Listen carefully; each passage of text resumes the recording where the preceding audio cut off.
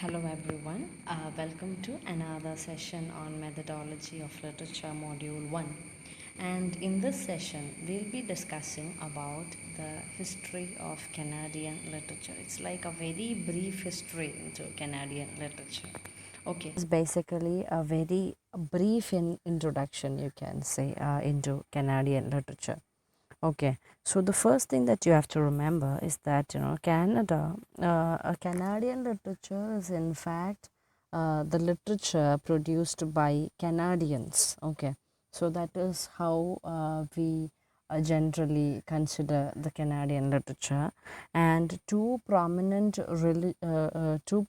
languages of Canada are English and also French. Okay, so that is why it is the country has got a dual origin in the sense, the early settlers to Canada were, you can say, Europeans in during the right after the Renaissance period. They traveled across the world to see and to explore new regions of the world. And that time you can see the early explorers or the navigators, they traveled to the new world, which comprises of America, or the entire United States of America, then you can say Mexico, that region, and even to some parts of Canada. Okay, especially the easternmost region of Canada, where there's a place called Nova Scotia. Okay, so that is, in fact, at one point was called the Newfoundland. That is another way in which we use that we refer to that particular region. Okay, so the early settlers were means they were from France, and because of that they have followed more or less a Catholic and also French tradition. But later it got occupied by the people from Britain also. Because of that, you can say that the country has got a dual origin. Okay, and it has officially accepted the bilingualism. Okay, means two languages are equally important for that particular nation.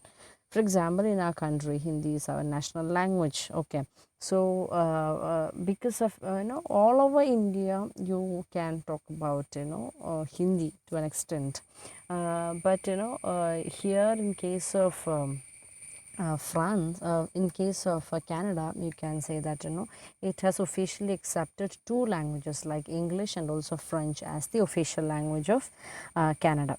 Then, and because of that, you can say that the literature of Canada can also be split into two major divisions, that is the English and the French. Okay, and there are many other sets of people, or you can say many other type of literature that also there from Canada, especially you can say from the Aboriginals, though that is not that prominent till recently, but these days we are referring to their literature too. Okay, so that is also, you have to remember the three sets of people and their literatures. The country has got three sets of people and their languages, that is the Aboriginals, the French Canadians, and the English settlers. Okay, so Canada was a colony of France and England during the 16th and 17th centuries, and politically it became a colony of Britain in 1763, with the end of, or at the end of 7 years war with France. Okay, and it became a confederation. Became a confederation in the year 1867. So you can say in the history of Canada, these 2 years are pretty very important. Okay. But even from by the 19th century, because of the political, various political situations in America, Americans started moving to Canada, because maybe because of the rise in population in America also. Okay, there are so many free vast lands that were available in Canada, and because of that people migrated to Canada in the 19th century, and it continued in the 20th century. We know that even now it is one of the prime, most attractive destinations or locations, for migrants from different parts of the world. So that is about the brief history to Canada. And now you can see that the early settlers to Canada were basically explorers or travelers.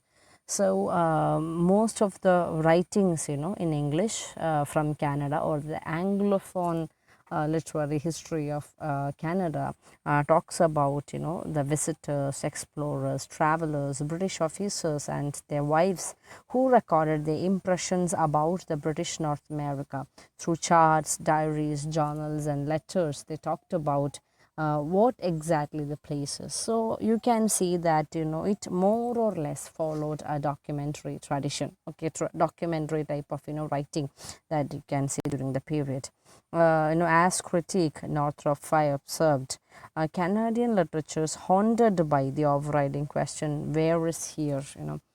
Because the Canada, as a nation, it slowly evolved, or you can say it in fact evolved in the literary imagination. Okay, because there wasn't a country like Canada for so many years. There wasn't a country called Canada. So thus, the metaphoric mappings of people and places became central to the evolution of Canadian literary imagination. Metaphorical mapping, you are, through literature, through writings, or through many letters, through novel type of writings, they have first set the imaginative Canada, okay, or you can say a metaphorical structuring of the nation happened, in the earliest phase of English literary tradition. Okay.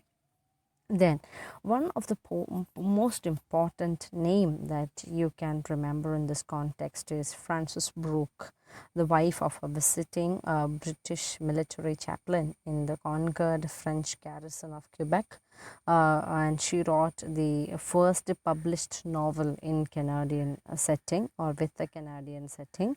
Her History of Emily Montag, that is the name of the novel. Okay, I have to italicize it, I forgot to do that. Okay, History of Emily Montag, which came in the year 1769.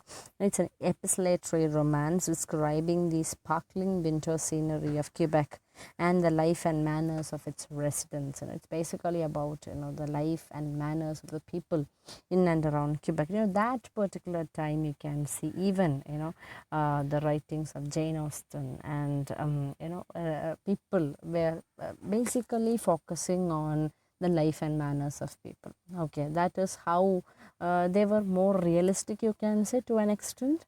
Realistic in the sense, they talked about real life situations likewise. Okay, so that is considered as the first important work from Canada. Okay, so first North American novel also. It is not just about Canada, it is the first Canadian as well as first North American novel. Okay, North America, because Canada belongs to North America. Okay, so that is one thing that you can remember. Then as I've told you earlier, another important year is 1867, where there is the establishment of, or you can say the creation of, the Dominion of Canada, which comprised of, it is a confederation of Nova Scotia, Brunswick, then Upper Canada, Lower Canada, which is now called as Quebec. All these formed confederation, a Dominion of Canada, or you can say Confederation of Canada. So because of that, during this particular time, you can see nationalism, or you can see a national consciousness was one of the most important factor that we can see in the writings of the period. The so-called Confederation poets, they talked about the landscape. When you speak much about the landscape of your region, you can see in a way it is the reflection of the nationalistic spirit. You have accepted this particular place as yours. Okay, so that is why you're trying to describe this particular region, or you can say a landscape. For example, when you talk much about our beach, okay, when you talk much about one particular river, there is inevitably a reflection of the nationalistic spirit. So, the writings of the period, you can say, there is a reflection of the national spirit, or you can say a nationalistic trend you can see during this period.